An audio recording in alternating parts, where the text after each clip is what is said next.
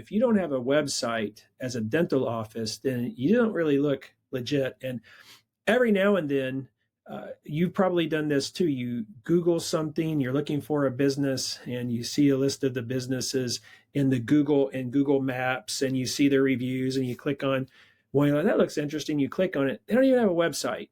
Nobody calls them. I'm not calling them. So you definitely want to have a website.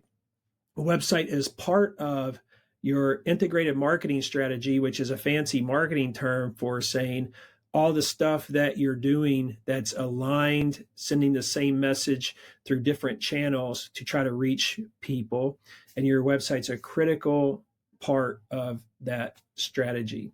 Now, like I said, there's other things you can do with websites. I'm just going to answer the question as it with what was asked. So, yes, you should have a website, and the best way to do a website is to hire a marketing firm to build a website for you. Now, you can go to Squarespace, and you can go to Shopify. I don't know if they do dental websites. You can go to GoDaddy and use a template to build your own website.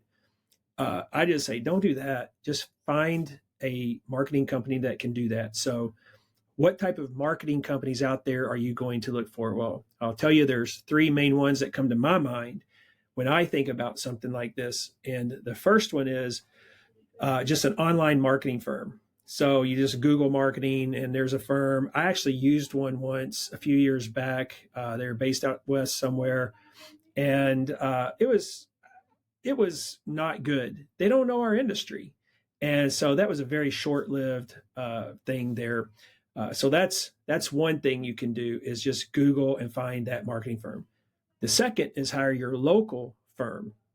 Now, a local firm is going to be better than that, in my opinion, because you will be able to talk to the people. You can meet with the people. They may come to you. You may go to them. They're local in town, like their reputation matters. They're locally with the common people that you know.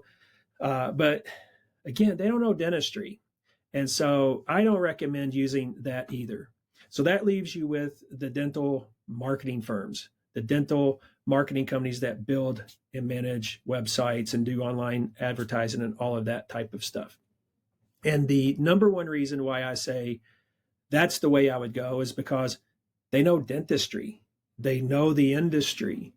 They know what works, so to speak. And so that's the direction that I would go.